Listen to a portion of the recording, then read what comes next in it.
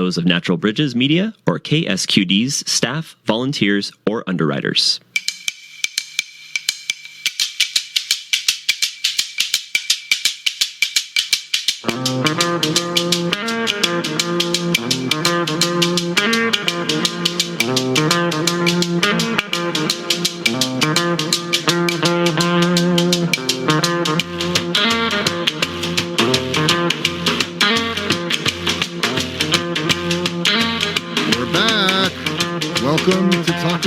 Santa Cruz, Watsonville, Capitola, Live Oak, Scotts Valley, and the San Lorenzo Valley, too. Have we got a show for you today at the 5 o'clock hour? Part 1, we cover the ongoing homeless and houseless crisis in the city of Santa Cruz.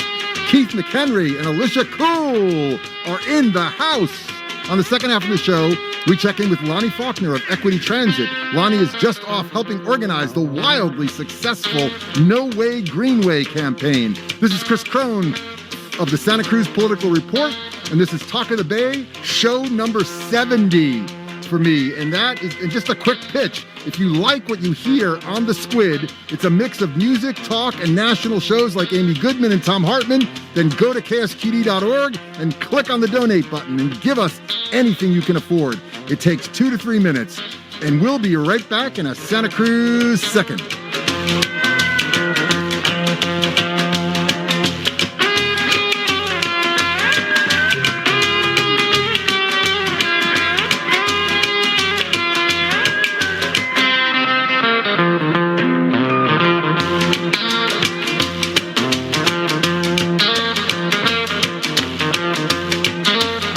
Welcome back. This is KSQD 90.7 and KSQD.org, and this is Talk of the Bay. We have guests with us today in KSQD's Harvey West Park studios, and we are talking about the state of homelessness in the city of Santa Cruz. In April of this year, the Santa Cruz City Council voted 5-2 to accept the city staff's recommended amendments to the oversized vehicle ordinance law. This vote reversed some significant and people-friendly changes which the Planning Commission had made to the law. Council members Justin Cummings and Sandy Brown voted no. The usual developer and real estate-friendly clean up and clean out Santa Cruz of its most vulnerable voted in favor of the oversized vehicle ordinance. Mayor Sonia Bruner, Vice Mayor Martine Watkins, and council members Donna Myers, Shebra Kalantari Johnson, and Renee Golder all voted yes. Oversized vehicle ordinance. Appeals of last November's original decision were filed in January by the American Civil Liberties Union and Reggie Meisler of the group Santa Cruz Cares. Stay with me here. Both appeals essentially argued that the rules unfairly criminalized unhoused people living in vehicles and didn't provide enough alternatives for safe parking. The council's vote approved what are called coastal and design permits for the new rules, making the restrictions on RV parking enforceable. Now I believe the same groups have filed appeals to the California Coastal Commission, which is scheduled to hear the case July 13th to 15th at their meeting. And I say 13th to 15th because sometimes it's hard to figure out when something will come up on that Coastal Commission agenda, but just go to the Coastal Commission website. With me in the studio is Keith McHenry. He's a writer. He's a co-founder of the global movement Food Not Bombs, and he is also on the executive board of the National Union of the Homeless. Welcome, Keith McHenry. Thanks, Chris, for having us. This is great. Alicia Kuhl is the president of the Homeless Union. She recently transitioned from her RV into an apartment with her 3 children. Alicia Kuhl ran for the city council in 2018 and continues her involvement in local politics by advocating just and equitable treatment for the houseless people. Welcome to Talk of the Bay, Alicia. Thank you. The only correction is 2020. I ran in 2020. She ran in 2020. Thank you very much. Cool. But thank you for having me. Keith and Alicia, can you bring us up to speed on the oversized vehicle ordinance law from your perspective and what hopes you might have of it being stopped by at the Coastal Commission? Alicia Kuhl of the Homeless Union, you go first. So I agree with much of what you said and what the ACLU says. It's very discriminatory towards people that don't have houses. I feel that it very much targets people who are homeless, living in their vehicles, people who have literally nowhere else to go. The city has put no parking almost entirely throughout the city, or has limited parking for vehicles already. And so unfortunately, residential zones are the only places that have unregulated parking. We have a very, very limited to sometimes no safe parking programs. The ones that are proposed are limited. It's not going to handle the scope of the need, and they come with barriers. Keith McHenry, same question. Your perspective on the oversized vehicle ordinance that was passed by the city council earlier this year. I think it's a major crisis because as the economy is collapsing, the first thing just was as what happened with Alicia that you do is you go out and buy an oversized vehicle to move into. And then if you go into an oversized vehicle and they tow your vehicle because of this law, then you come to Food Not Bombs and I hand you a $38 pup tent and send you to the benchlands. And that's where this is at. Wow. Alicia, tell us your story. You had a recent story about the vehicle that you owned after you moved into a home, and it was towed away. Tell us that story, would you? Yeah, so I recently transitioned out of an RV that I lived in, unfortunately, on the streets of Santa Cruz for the past 4 years. I received a housing voucher and moved into an apartment in April and was letting someone else stay in my RV. It's a standard problem here in Santa Cruz. Even parking enforcement and police officers, they're not even chalking tires anymore. They don't even prove whether or not you've been there for 72 hours. They want to get rid of you, so they either write tickets or they tow. And on the 16th, my RV was towed away from the spot that it was parked in, and it had only been in that spot for 48 hours. It cost $771 to get it out, and it was a horrible experience. We arrived at the police impound yard, Auto Care Towing, and they had my RV dismantled. They weren't answering any questions. After paying $771, they left us for 5 hours in the heat while they worked on the RV. We had to call the sheriff. It was just a terrible experience. $771. And you didn't have any, they didn't chalk your tires. They didn't give you the 72 hours to move your vehicle. They just one day towed it. Correct. And I didn't have that money. I mean, that situation could have very well led me into homelessness. I mean, if I had to use my rent money or something to pay that fine, fortunately, I was able to get that money from Keith sitting here next to me to help me out of that situation. But it was extremely terrible, and the treatment was bad too. And it's not something that's isolated to myself. This happens to people who are vulnerable all over the city of Santa Cruz. I know somebody today who had to go down to Locust Street and petition a parking ticket because there was no chalk mark on his RV, and he received a ticket. So I understand that you transitioned out of the vehicle and into a home. Can you tell us what that's like now and how what feeling is, what are you emotionally experiencing from not living in your vehicle anymore? Oh my God. The reliefs. I mean, just getting your life back, not being harassed, not having everyone know where you live. When you're in an RV, people can target you. They can drive around and see where you're parked. They can make unnecessary police reports on you. I dealt with all of that. And I have PTSD from it. 4 years I dealt with that. And you have 3 children. And I have 3 children. And just to be able to, wake up with my kids, watch cartoons, cook them food, do normal activities. If my child throws a tantrum, the police aren't called on me. I mean, there's just monumental changes in my life. So tell us, what that's... How did you get on a list for the housing authority? How did you happen to be able to move into is it an apartment or a house? It's an apartment.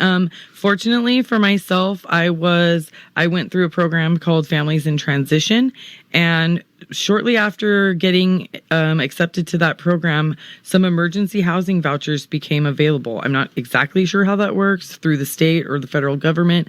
There was a limited amount for people who were currently experiencing homelessness and who have a secondary issue such as a disability. My partner has epilepsy. And I want to point out that McHenry. Yeah, that Alicia struggled the entire 4 years to get housing. I mean, she went through every system that the county had, and it took her. It was just this, it's almost like miracle. Could it be the COVID-related money that kind of like pushed it over and broke the dam and got a bunch of people housing, or are you one of the lucky few who actually got a house? I do know from my personal experience, I am one of a lucky few. There were limited housing vouchers, and one of the challenges is finding housing even though you have a voucher. Just because you have a voucher does not necessarily mean that you're going to find housing. It's a really tough market. I feel like a lot of landlords are taking advantage of that. They've raised the rents. And so I was very, very lucky. And I'm very grateful and fortunate to the landlord and, the people that did work with me. But not everybody is that fortunate, and it was a difficult path. Keith McHenry, we have supposedly less than 1% occupancy rate in Santa Cruz. Can you guesstimate how many folks are actually living out at the benchlands, and how many people do you serve each day? So we think it's at least 300. If you look at the number of tents, it could be 400 or 500. It's very hard to tell, and it keeps growing. Every week when I just astounded at the increased number. It's incredible, and then they just cleared out like a bunch of homeless camps, and they were forced back down to the benchlands. So it's overwhelming. And then at the meal, we keep running out of supplies of every kind. Right now we have, ran out of forks. So we usually get a donation of them from World Centric, but we went through all of them. We have to reorder over and over again. We run out of food all the time. We set up a connection with Gray Bears to make sure we have 2 deliveries to the benchland every week, because the people there can't leave their tents there to come to us to eat, because they will lose their stuff if they do. So the crisis is beyond comprehension, and we're at a point this summer where there's literally a possibility of the number of unhoused people doubling in the county. Which is common throughout the California and the country. What about today at the meal that you fed people at the town clock? You're still at, right? At the town clock. So it was 100 degrees in Santa Cruz today. 102 over the hill. 100 degrees. What was that like? So people would come and eat and leave because they couldn't stand being in the little limited amount of shade that the town clock and our canopies afford, but we still had the 150, 200 people come, eat with us. We still, ran low on food. Now the thing is water. I mean, you'll see me any day. You can see me at New Leaf filling 8 5-gallon jugs full of fresh water, filtered water, because the water is running out. People have really very little access to water. Real quick plug. To help you defray those costs of filling up water, buying some forks, buying some food, how can people donate to Food Not Bombs? You have a Venmo account? You have a website? We have a Food Not Bombs account. You can go to PayPal on Food Not Bombs. Unfortunately, I have to re-up the PayPal every couple of days because PayPal takes down opponents of the state from PayPal. So that's been frustrating. I have to No Venmo account. And we have a Venmo account. What's that? And that's Food Not Bombs. Just yeah, Food Not Bombs. But there's a lot of Food Not Bombs. So you want to find the Food Not Bombs that says also Keith McHenry if you want to donate directly to us. But you can donate to the other chapter. We're in 1,000 cities, so it's not. There's many Venmo accounts, but our PayPal account is at foodnotbombs.net. And if you run into problems and the thing pops up again, as it often doesn't work, contact me at the number that's above it, and I will post the link so that it works again briefly. But we're spending $1,000 a week in gas right now.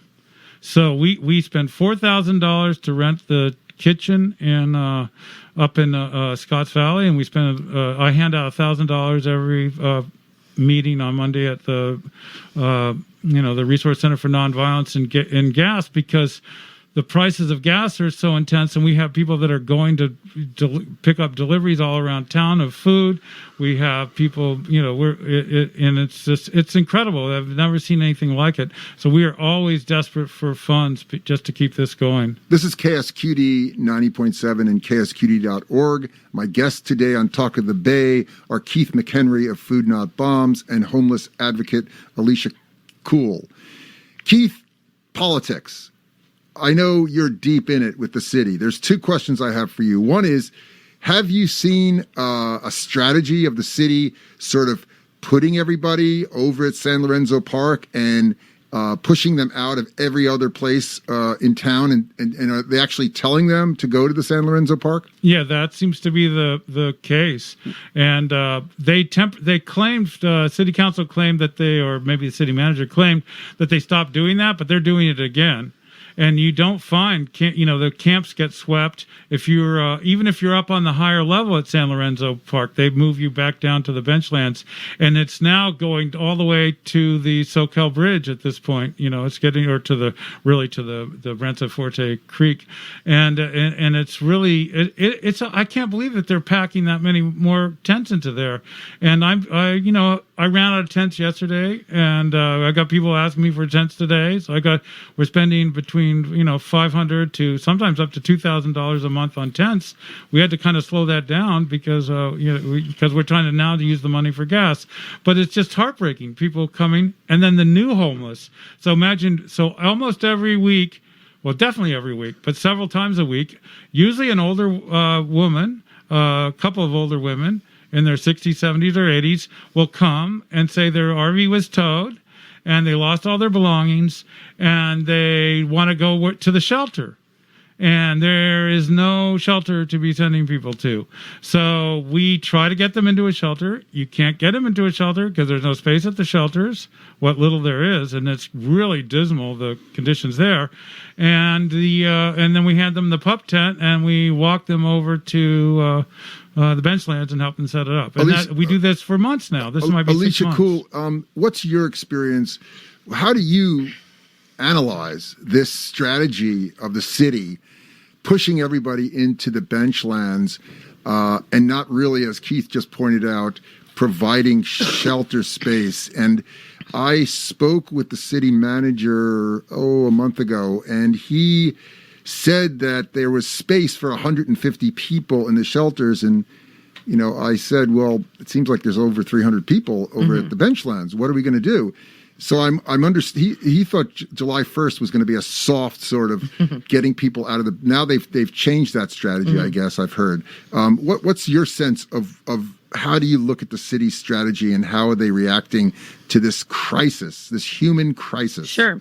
Well, I wrote a cease and desist to them about their plan to close the benchlands in July. Their plan clearly is insufficient for the number of people that are at the benchlands.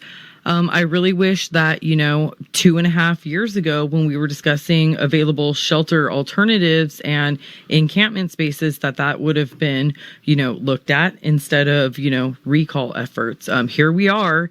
The issue has, substantially grown. I think that the city should only remove people living at the benchlands that they have alternative placement for. They should avoid evicting the encampment in its entirety, especially during the pandemic. It's still against CDC guidelines to remove an encampment during the pandemic. You're supposed to bring services to that encampment. And so if they intend on relocating the encampment, then that's one strategy and one idea. But they need to have sufficient alternatives for each and every person that resides there. I do think there are plenty of solutions in town that could be implemented. I think that the lack of, proper decisions by our current city council have prevented that. And instead that they have focused on criminalization and ordinances. And so jump into that. You are guessing my next question. If you had a magic wand, how would you house the people who are presently unhoused in Santa Cruz, where would you start? Well, I would stop closing the shelters that we have currently, for one thing. And I would look at city-owned property, available space. I would stop using so much money on staffing and make sure that the people who are unhoused are actually getting services with that money instead of, highly paid staff members at, nonprofits and other places. And when you say highly paid, these folks are making over 150, right? Some of the executive directors of some of these groups. Yes. And meanwhile, we don't have any motel vouchers or even basic needs services. So one thing, not only do we have a lack of shelter capacity, motel vouchers aren't being passed out. We don't have places for people to take a shower, do their laundry, get their daily needs met in terms of. So this is what you would do. You'd implement programs that would, address showers and laundry. Absolutely. And if I spent money on staffing, it would be for mental health services, substance abuse services, because we also lack those things. Not everybody who's homeless has a need for that, but we have a lack of those services for people who do need that. And Keith McHenry, it seems like Black Lives Matter. I just want to play off what Alicia Kuhl was saying. The Black Lives Matter movement kind of exposed a lot of things that were going on, and there was support for redirecting resources of police departments toward the issues and the programs that Alicia Kuhl is talking about, mental health, substance abuse programs. Now we're in a different era. What happened? Well, it seems like a lot of that money, in fact, a bunch of COVID money went to cops as opposed to helping people living outside. So the city council talked repeatedly in their report of May 5th about $14 million. $14 million. That was the most common thing other than the word a or the. The words a and the. Well, they're $14 million. Well, so you look at that, and so I go up to the Gulf Links because I had so many people. This is next to the Armory. The Armory's closing, and as people know, 260 people are being kicked out of shelters at the end of the month into the streets with no place to go. So adding to this crisis. And it was miserable there then, and so the money for $14 million you could do a lot better than the Benchlands is like almost more organized and better than the city run Gulf Links, and then I went over to 1220 River, and it's a similar situation. So is that closing 1220 River too? That one's, but they're both full. And now they're kicking everybody out of the Armory and out of the shelter in Watsonville. So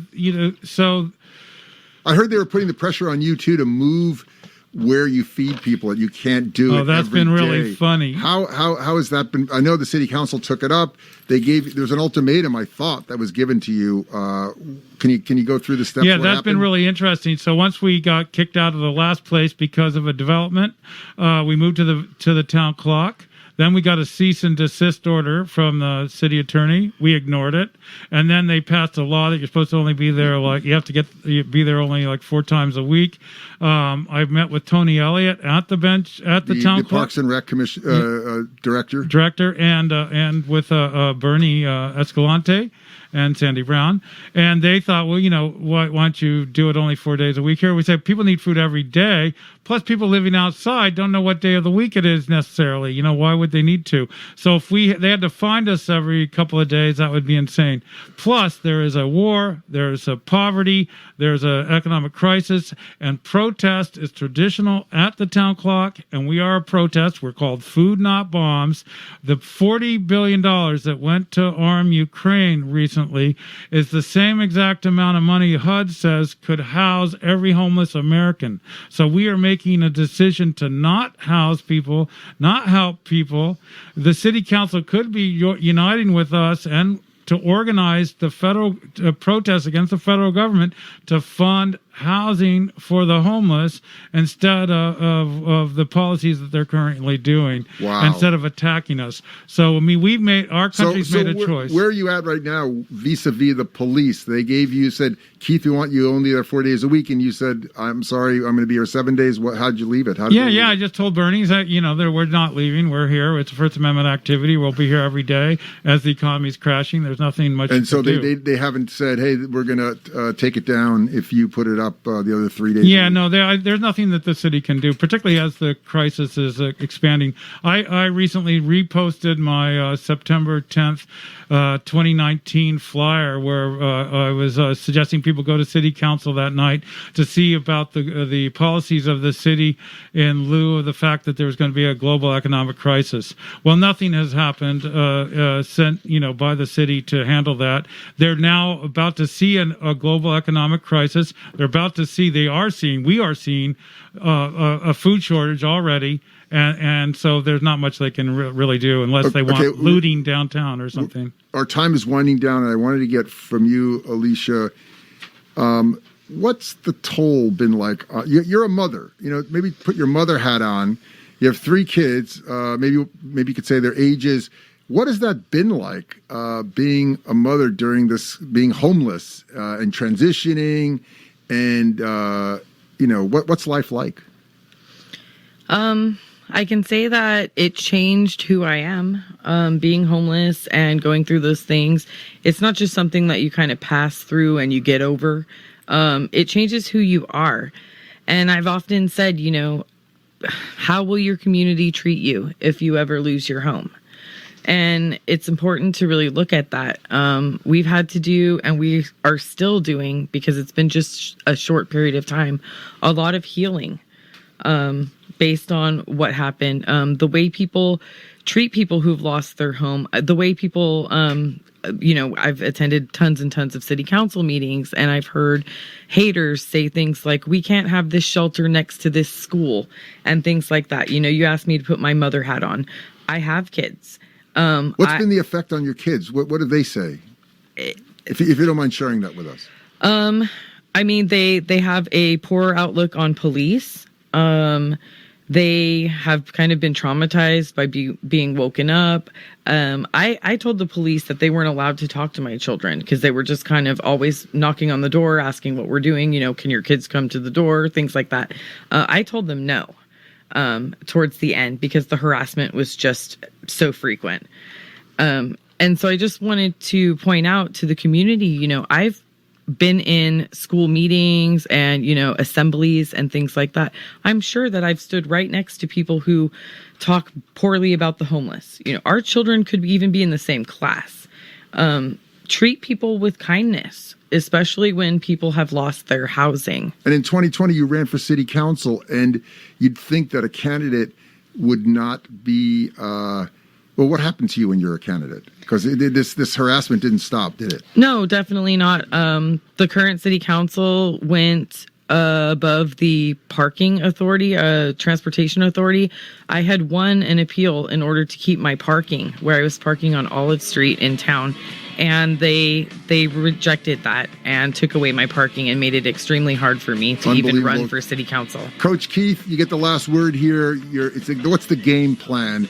Your homeless strategy, your houseless strategy. What are you going to follow? What kind of game plan? Well, I don't think we can depend on any governments of any kind on any level to do anything because so it's basically up to the people and thankfully the people of Santa Cruz themselves have come out and supported this. So we're going to have to handle the crisis ourselves by housing people ourselves, by feeding people ourselves, and sadly housing people ourselves means pump tents in the streets, and that's just the fact of the matter. We cannot depend on the city government, the county government, the state government, the federal government to come to our rescue. So we're just going to live independent of the state and keep things going, and we're not going to stop. There's nothing this state can do to stop us, short of just shooting us. Basically. We're going to have to leave it there.